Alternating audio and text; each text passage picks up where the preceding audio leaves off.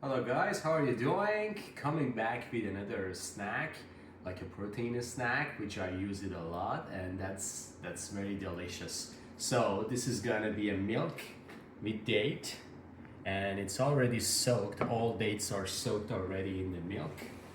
You're gonna have salt, baking powder, 3 eggs, creatine, and protein powder. No sugar, no oil, no other flours. So you will see the miracle.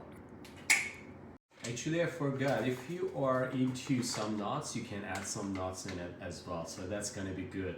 So almonds and pecans, or let's say walnuts, are gonna be great. Look at the texture. Dates and milk.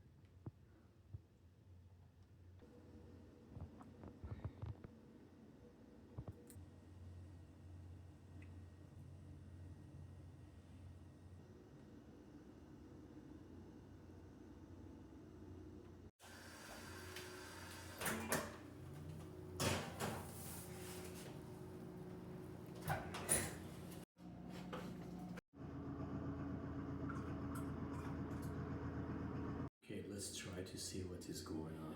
Beautiful, gorgeous. Still it is hot, but I don't have any patience.